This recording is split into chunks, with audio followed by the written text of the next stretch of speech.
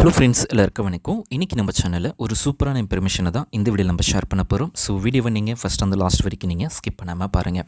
எப்படி நம்ம every month ஒரு 5000 ருபீஸை வந்து சேவ் பண்ணுறது அப்படின்னு சொல்லி ஒரு 10 யூஸ்ஃபுல்லான டிப்ஸை தான் இந்த வீடியோவில் நான் எக்ஸ்பிளைன் பண்ண போகிறேன். ஸோ வீடியோவை நீங்கள் ஃபஸ்ட் அந்த லாஸ்ட் வரைக்கும் பாருங்கள். இந்த 10 டிப்ஸும் உங்களுக்கு யூஸ்ஃபுல்லாக இருக்கும். First, fix your goal. அதாவது எவ்ரி மந்த் நான் 5000 ருபீஸ் சேவ் பண்ணணும் அப்படின்னு சொல்லி நம்முடைய கோலை வந்து செட் பண்ணுறோம். அடுத்தது டிசைட் பண்ணுறோம். அதாவது எவ்ரி மந்த் என்னால் சேவ் பண்ண முடியும் அப்படின்னு சொல்லி நம்ம டிசைட் பண்ணுறோம். பாயிண்ட் 2, அடுத்தது ஃபஸ்ட் ஸ்டெப் வந்து டிசைட் பண்ணிட்டோம், கோலை ஃபிக்ஸ் பண்ணிட்டோம். அதுக்கு நம்ம வந்து ஒரு சேவிங்ஸ் அக்கௌண்ட் வந்து ஓப்பன் பண்ண போகிறோம். அதாவது ஒரு ஸ்மால் சேவிங் அக்கௌண்ட், ஆர்டி அப்படின்னு சொல்லுவாங்க. ஸோ உங்களுக்கு பேங்க்லேயோ அல்லது போஸ்ட் ஆஃபீஸ்லையோ அக்கௌண்ட் இருக்குது அப்படின்னா ஃபஸ்ட்டு நீங்கள் ஒரு ஆர்டி அக்கௌண்ட்டை ஓப்பன் பண்ணி அதில் வந்து நம்ம 5000 ருபீஸ் வந்து சேவ் பண்ண போகிறோம். Point 3, automatic savings. அதாவது செட் ஆட்டோ ட்ரான்ஸ்ஃபர் ஆப்ஷன்ஸ். அதாவது சேலரி நீங்கள் வாங்கினதுக்கு அப்புறமா, அதாவது சேலரி வாங்கின உடனே இந்த 5000 ருபீஸ் வந்து ஆட்டோமேட்டிக்காகவே அந்த ஆர்டி அக்கௌண்ட்டுக்கு போகிற மாதிரி நம்ம செட் ஆட்டோ ட்ரான்ஸ்ஃபர் ஆப்ஷன்ஸை வந்து நம்ம எனபிள் பண்ணணும். ஸோ அதுதான் பாயிண்ட் 3.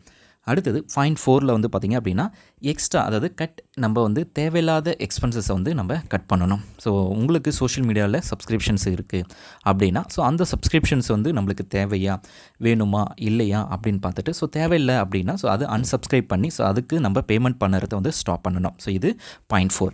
அடுத்தது பாயிண்ட் 5. ஸோ நம்மளுக்கு ஒரு மாதத்துக்கு தேவையான கிராசரிஸ் அண்ட் ப்ரொவிஷன்ஸை வந்து பல்காக வாங்குறதுனால ஸோ நிறைய மணியை வந்து நம்ம சேவ் பண்ண முடியும்.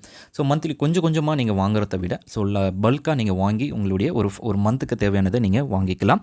அதே போல் அவுட் சைட் ஃபுட்டை நீங்கள் ஸ்டாப் பண்ணிவிட்டு வீட்லேயே நீங்கள் சமைச்சு சாப்பிட்ற மாதிரி நீங்கள் வந்து உங்களோட குக்கிங்கை ஸோ வீட்லேயே நீங்கள் சமைச்சு சாப்பிட்லாம். ஸோ இது மூலமும் நிறைய மணியை வந்து நீங்கள் சேவ் பண்ண முடியும். அடுத்தது பாயிண்ட் 6. ஸோ ட்ராவலிங் மூலமாக நிறைய பேமெண்ட்டை வந்து நீங்கள் சேவ் பண்ணலாம். ஒரு இடத்துக்கு போகிறதுக்கு நம்ம பைக்கு, அதாவது அந்த இடத்துக்கு நடந்தே போயிடலாம் அப்படின்ற பட்சத்தில் நீங்கள் பைக் எடுத்துகிட்டு போகிறத விட நடந்தே போயிட்டு அது மூலமாக நீங்கள் வந்து ஃபியூலை சேவ் பண்ணலாம். ஸோ ஃபியூல் சேவ் பண்ணுறது மூலமாக ஸோ நம்ம அதுக்கு செலவு பண்ண வேண்டிய பேமெண்ட்டை வந்து ஸ்டாப் பண்ணலாம். ஸோ இதில் 5000 வந்து சேவ் பண்ணலாம். ஒரு இடத்துக்கு போகிறதுக்கு பஸ் வசதி இருக்குது அப்படின்னா ஸோ தாராளமாக பஸ்லேயும் போயிட்டு கூட நம்ம வரலாம். ஸோ அது மூலமாக நிறைய பேமெண்ட்டை நீங்கள் சேவ் பண்ண முடியும். பாயிண்ட் 7. ஸோ கிரெடிட் கார்டு ஆப்ஷன்ஸை வந்து நீங்கள் கண்டிப்பாக அவாய்ட் பண்ணுறது ரொம்பவே உங்களுக்கு யூஸ்ஃபுல்லாக இருக்கும். ஸோ கிரெடிட் கார்டில் ஸோ நீங்கள் வந்து உங்களுடைய கார்டை வந்து நீங்கள் பிளாக் பண்ணி அதை யூஸ் பண்ணாதீங்க. ஸோ கிரெடிட் கார்டை வந்து நீங்கள் மோஸ்ட்லி அவாய்ட் பண்ணுறது ரொம்ப ஒரு 99% வந்து உங்களுக்கு யூஸ்ஃபுல்லாக தான் இருக்கும். தேவையாக ரொம்ப எமர்ஜென்சி அப்படின்ற பட்சத்தில் நீங்கள் யூஸ் பண்ணிக்கலாம்.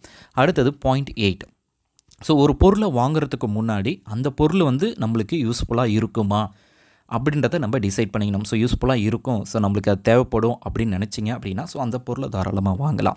ஆனால் அது நம்மளுக்கு வந்து இப்போ நினைப்போம், ஆனால் வாங்கிட்டதுக்கப்புறமா ஏதோ ஒரு மூலையில் கிடக்கும். ஸோ அதனால் யாருக்குமே யூஸ் இல்லை.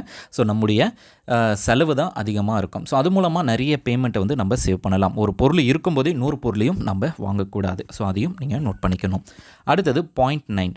ஸோ டெய்லி எக்ஸ்பென்சஸ் வந்து ட்ராக் பண்ணுங்கள். ஸோ என்னென்ன ஒரு நாளைக்கு நீங்கள் ஒரு எக்ஸ்பென்சஸ் பண்ணியிருக்கீங்க அப்படின்னா காலையிலேருந்து ஈவினிங் வரைக்கும் எவ்வளோ அமௌண்ட் வந்து நீங்கள் செலவு பண்ணியிருக்கீங்க, ஸோ என்னென்னலாம் யூஸ்ஃபுல்லாக நம்ம செலவு பண்ணியிருக்கோம், என்னென்னலாம் யூஸ்ஃபுல்லஸ், அதாவது யூஸே இல்லாமல் செலவு பண்ணியிருக்கோம், வேஸ்ட்டாக செலவு பண்ணியிருக்கோம் அப்படின்றத உங்களுடைய டெய்லி எக்ஸ்பென்சஸை வந்து நீங்கள் மானிட்டர் பண்ணுங்கள், ட்ராக் பண்ணுங்கள். ட்ராக் பண்ணுறது மூலமாக ஸோ தேவையில்லாத செலவு பண்ணதை வந்து நீங்கள் ஸ்டாப் பண்ணிவிடுங்க. ஸ்டாப் பண்ணி அது மூலமாகவும் நீங்கள் மணியை வந்து சேவ் பண்ணலாம்.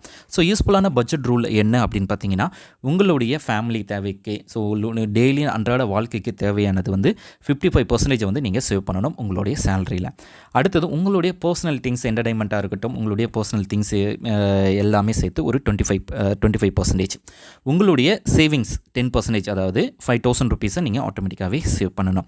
அடுத்தது டெபிட். ஸோ டெபிட்னா ஸோ இஎம்ஐ இந்த மாதிரி சப்ஸ்கிரிப்ஷன்ஸ் இதுக்கெல்லாமே ஒரு 10% வந்து நீங்கள் யூஸ் பண்ணணும். ஸோ இதுதான் ஒரு பர்சனுடைய யூஸ்ஃபுல்லான பட்ஜெட் ரூல். அடுத்தது நீங்கள் மந்த்லி ஒரு 30,000 சேலரி வாங்குறீங்க அப்படின்னா ஸோ சேவிங்ஸ்ன்னு சொல்லி நம்ம ஆட்டோமேட்டிக்காகவே 5000 வந்து ஆட்டோ ட்ரான்ஸ்ஃபர் மூலமாக சேவ் பண்ணிக்கணும்.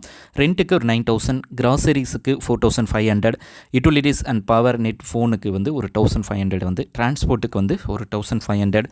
அடுத்தது உங்களுடைய என்டர்டைன்மெண்ட் அண்ட் ஈட்டிங் வாண்ட்ஸுக்கு, அது உங்களுடைய தேவைக்கு 2,500.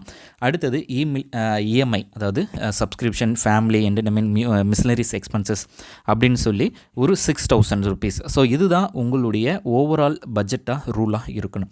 ஸோ இந்த ரூல் எல்லாமே பட்ஜெட்டுடைய ரூல்ஸ் படி இருக்கும். ஸோ உங்களுடைய தேவைக்கு 55%, அதாவது அன்றாட வாழ்க்கைக்கு தேவையானது வந்து 55%, உங்களுடைய பர்சனல் திங்ஸுக்கு 25%, சேவிங்ஸுக்கு வந்து 10%, ஸோ அதர் எக்ஸ்பென்சஸ்க்கு வந்து ஒரு 10% அப்படின்னு சொல்லி இந்த ரூலை நீங்கள் ஃபாலோ பண்ணும்போது நீங்கள் தாராளமாக மந்த்லி 5,000 ருபீஸ் வந்து சேவ் பண்ணலாம். ஸோ இதுவே நீங்கள் 50,000 வாங்குறீங்க அப்படின்னா ஸோ நீங்கள் வந்து 10,000 ருபீஸை வந்து சேவ் பண்ணலாம். ஸோ அதாவது உங்களுடைய 5,000க்கு பதிலாக நீங்கள் 10,000 வந்து ஃபிக்ஸ் பண்ணிக்கலாம். ஏன்னா உங்களுடைய பட்ஜெட் ரூல் படி 10% வந்து சேவிங்ஸுக்கு அப்படின்னு சொல்லி நம்ம அலாட் பண்ணுறோம். அந்தமாரி நீங்கள் 10,000 வந்து தாராளமாக சேவ் பண்ணலாம். ஸோ நீட்ஸ் உங்களுடைய தேவைக்கு 50%, அது 55%, 27,500. அடுத்தது உங்களுடைய அதாவது அன்றாட வாழ்க்கைக்கு வாண்ட்ஸ் உங்களுடைய தேவைக்கு பார்த்தீங்கன்னா 10,000 ருபீஸ். ஸோ டெபிட் அண்ட் இஎம்ஐக்கு வந்து 15%.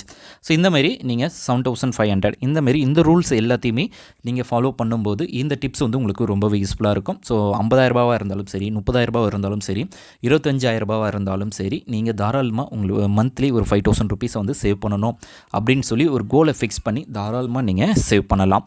ஸோ இந்த டிப்ஸ் எல்லாமே உங்களுக்கு யூஸ்ஃபுல்லாக இருக்கும்னு நினைக்கிறேன். யூஸ்ஃபுல்லாக இருக்குது அப்படின்னா லைக் பண்ணுங்கள், ஷேர் பண்ணுங்கள். இது வரைக்கும் நம்ம சேனல் சப்ஸ்கிரைப் பண்ணாமல் பார்க்குறீங்க அப்படின்னா சப்ஸ்கிரைப் பண்ணிக்கோங்க. இது போல் ஒவ்வொரு வீடியோவை நான் உங்களுக்கு அப்லோட்